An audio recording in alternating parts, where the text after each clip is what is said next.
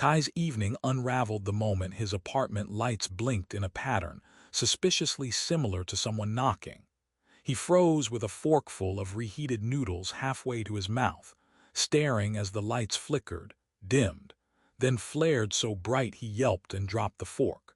The noodles hit his lap, scalding him into a very undignified hop dance that ended only when a column of silver light burst open in the center of his living space.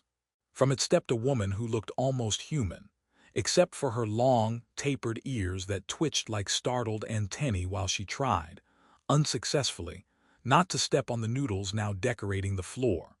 Kai grabbed the nearest object on his table for self-defense, a plastic spoon. She glanced at it, then at him, ears lifting in what he guessed was amusement.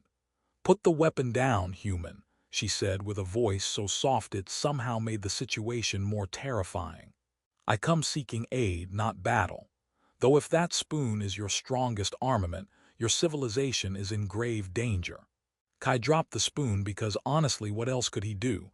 "Right, yes. Who are you exactly and why are you in my living room? Also, sorry about the noodles. They weren't part of the ritual." She stepped closer, and her silver skin shimmered like molten metal catching starlight. "I am Queen Lithara of the Alani Dominion. My daughter is trapped in a collapsing star lab on the fringe of your system. Your people's technology is uniquely compatible with our containment fields. You can save her." Kai blinked hard. "Me? Personally? Not say a trained rescue team, or literally anyone else who is me." Her ears twitched again, anxiously this time, and the lights above them fizzed with static. "Time is fracturing around the lab. My people cannot approach without worsening the gravitational instability. But your equipment, particularly your engineering methods, operates on a frequency that does not disrupt the core." Kai wasn't sure what was more surprising, that an alien queen knew his job title, or that she apparently respected human engineering enough to risk her daughter's life on it. "You want me to break into a star lab that's about to explode," he said slowly, "to rescue an alien princess, using tools I bought on sale?" "Yes." He stared at her for a long moment. "Well, I can't exactly say no now, can I? You're glowing and I'm still wearing noodles." Her lips curved into something small but earnest. "I will give you anything if you save her." "Anything?" Kai repeated before his brain could throttle his mouth.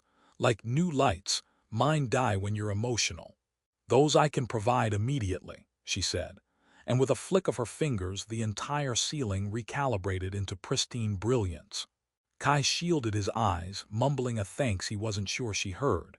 Her projection flickered, revealing a glimpse of a massive starship hovering outside Earth's orbit. "Prepare only what you need. My vessel will transport us. We have perhaps 2 of your hours before the collapse becomes irreversible."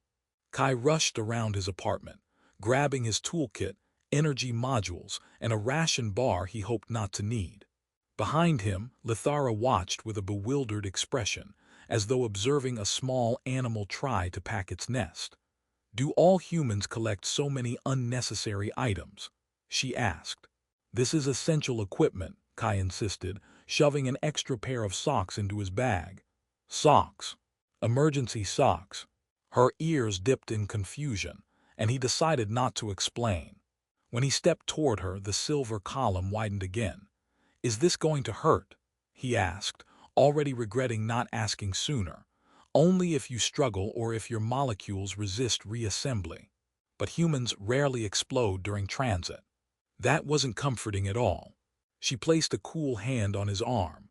"I will not let harm come to you," she said softly, and for a moment he forgot to panic. The world dissolved into bright lines of light, stretched then folded, and reformed as a vast chamber aboard her starship.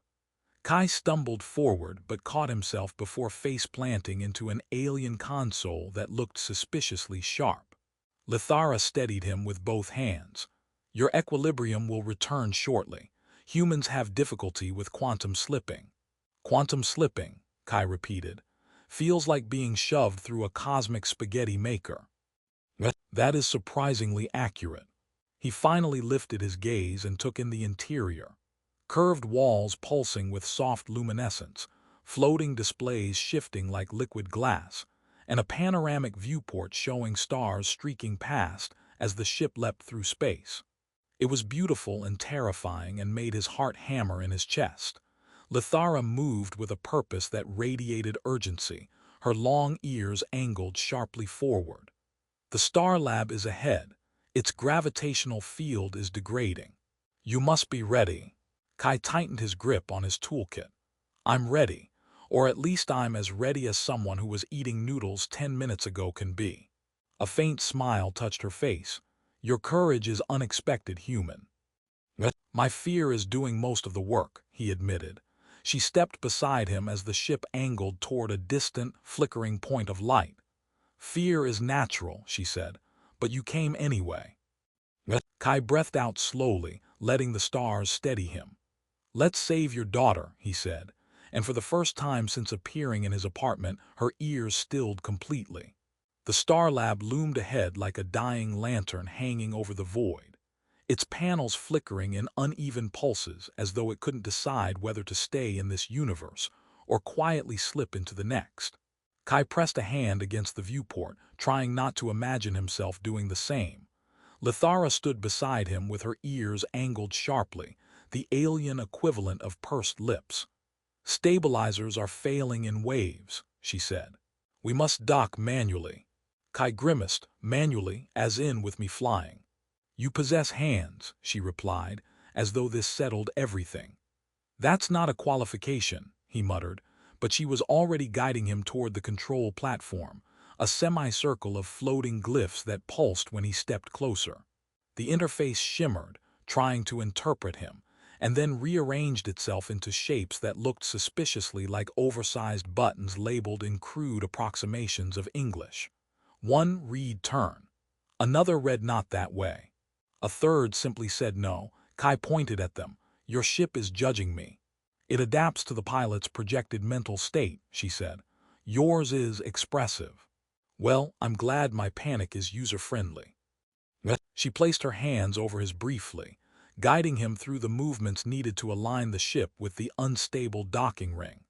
Her touch was cool, steadying, and for a moment he forgot they were about to dock with a gravitationally cursed science station. Then the ship lurched, the docking clamps groaned, and he remembered violently. The connection sealed with a hiss. Lithara released his hands, her ears now angled in what he hoped wasn't regret.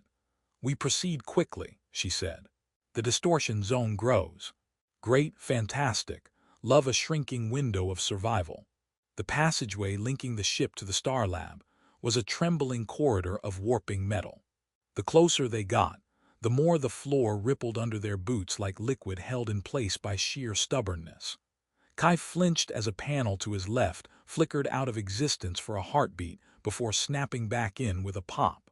Is it supposed to do that? He asked. No. Cool, cool, cool, cool.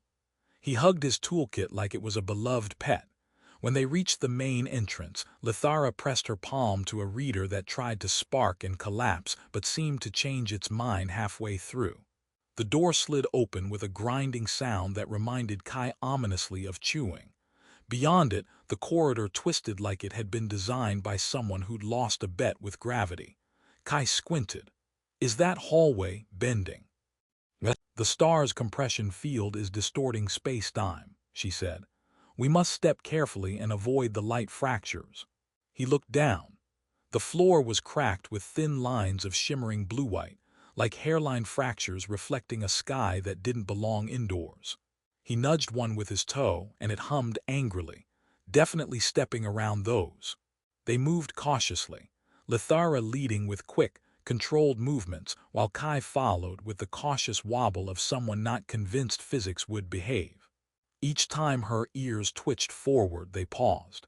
Each time they angled sideways, he knew something very dangerous was doing something very nearby. He had no idea how he understood this, but after nearly falling through a patch of air that suddenly turned sideways, he stopped questioning it. You navigate well for a human, she said, glancing back. I'm extremely motivated not to die. That is a trait I value. They turned another corner. Well, Kai turned. Lithara almost glided and reached a circular chamber that vibrated faintly under their feet. Holoscreens floated around the room, glitching between warnings in alien script and static. Kai squinted at one. This says something about catastrophic collapse in Sector 4. Her ears lifted in surprise. You can read that. No, I just assume all warnings mean that. Accurate. The trembling deepened. A panel overhead shook loose, plummeting toward Kai. Lithara shoved him aside with surprising strength, the panel smashing into the ground where he had been standing. Kai blinked at her. I thought you said you'd make sure I didn't get hurt.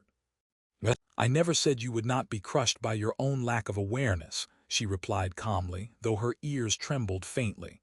Come, we are close. They hurried through a narrowing corridor that seemed to shrink each time they blinked. The walls pulsed inward, then outward as though breathing. Kai slapped one with his palm. Stop that. The station did not stop. At last, they reached a reinforced doorway, one of the few structures not visibly twisting. Lithara touched its panel, and the door parted to reveal a chamber filled with swirling light. At its center floated a containment pod rendered half-transparent by the failing field. Inside, curled in suspended animation, was a young girl with the same long, elegant ears as her mother, though these flickered like candle flames. Lithara stepped forward, voice softening to something painfully fragile. My daughter. Kai felt the atmosphere shift, not the gravity-distorting kind but the heart-crushing kind. She's alive, he said. We can do this. A burst of static surged through the chamber, rattling the pod.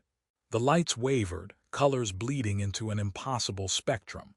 Kai dropped to his knees, pulling tools from his kit. Okay, I can stabilize the field enough to pull her out, but it's going to be messy, and possibly stupid. Stupid may be necessary, Lithara whispered. Great, I'm good at that. The station groaned, the sound deep and resonant like a warning from the star itself. Kai took a steadying breath. Humor was the only thing keeping his brain from curling into a ball. If I die doing this, please tell Earth I went out heroically, or at least tell them I didn't cry. I will tell them you were brave, she said. That actually helps.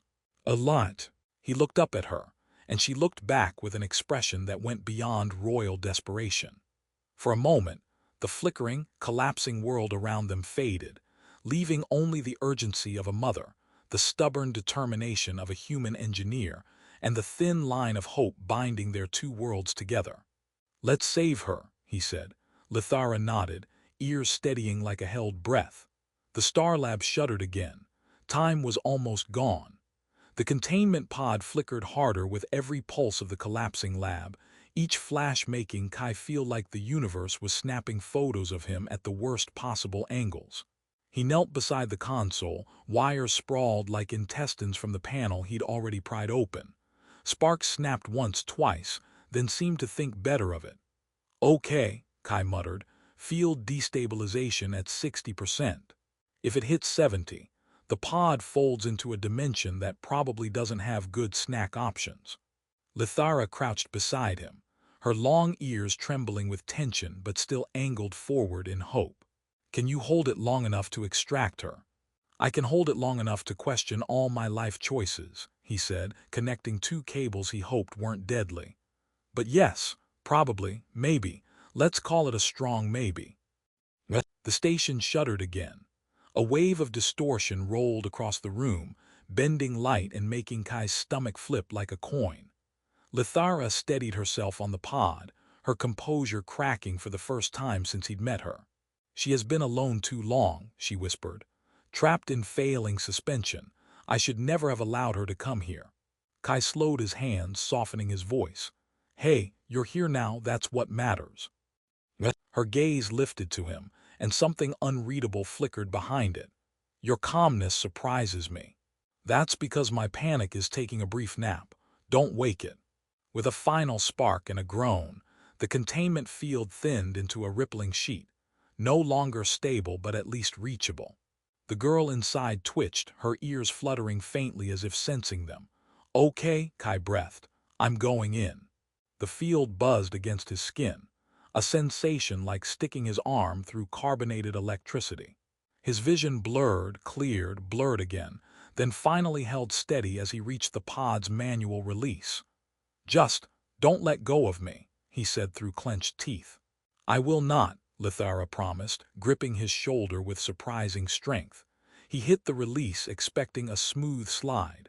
Instead, the pod door swung open violently, smacking him hard enough to make him yelp. "Great design.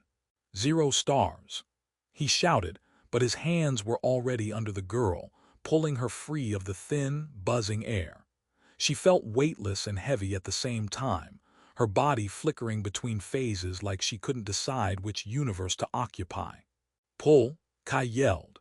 Lithara dragged him backward with queenly determination, hauling both him and her daughter out of the field just as the entire chamber convulsed. The pod imploded silently behind them, collapsing into a tiny glowing point too bright to look at. Kai crashed onto the floor with the girl in his lap. She let out a thin, wavering breath, her ears twitching weakly but unmistakably alive. Lithara fell to her knees, gathering her daughter close, her voice breaking in a flood of relieved words Kai didn't understand but felt all the same. He pushed himself up, rubbing the spot where the pod had punched him. "Okay," he said with a shaky exhale, "now we just need to not die in the next 30 seconds. The station answered, with a deafening metallic groan. Lithara stood immediately, her daughter held securely in her arms. "The teleport chamber," she said. "We must reach it." They ran through corridors that now twisted openly, walls spiraling like molten ribbon. Kai nearly tripped twice, but Lithara grabbed him each time, dragging him along with urgent strength. "I'm starting to think you enjoy pulling me," Kai gasped. "I enjoy you not dying," she replied without missing a step. They reached the teleport chamber halfway through the station's next spasming lurch. The device flickered violently, arcs of light sputtering across its rings. Kai stared at it. "That thing looks like it's deciding whether to transport us or barbecue us." "We have no other path," Lithara said, placing her daughter inside the circle. Kai hesitated only long enough to mutter, "If my molecules rearrange into something embarrassing, please pretend it was intentional." Lithara's hand found his. "I trust you," she said softly. "Wow," he murmured, "that makes one of us." The teleport engaged with a shriek of bending space, and the world pulled apart like a curtain yanked from both sides. For a terrible moment, everything became light, then darkness, then something in between that smelled faintly of burned wires and cosmic regret. They landed hard on the deck of her starship. Alarms blared in the distance, but the lights remained stable, the air breathable. The lab behind them vanished into a silent implosion, a bloom of light spreading across the void like a star exhaling its last breath. Lithara held her daughter tightly, tears streaking down her silver skin. Kai, sprawled on the floor, tried to lift a thumb. "Told you," he wheezed. "Strong maybe." She helped him sit, then surprised him by pressing her forehead gently to his, a gesture he instinctively understood as sacred. "You saved her, you saved us both." He swallowed, suddenly aware of how different he felt. Not the panicked engineer who'd clung to tools and jokes to survive, but someone who'd stepped willingly into danger because it mattered. Someone braver than he'd ever realized. "I just did what anyone would do," he said quietly. "No," she replied, "not anyone, you." Her daughter stirred, blinking up at him with soft, confused eyes. Kai waved awkwardly. "Hi. Sorry about almost collapsing into a star." The girl giggled weakly.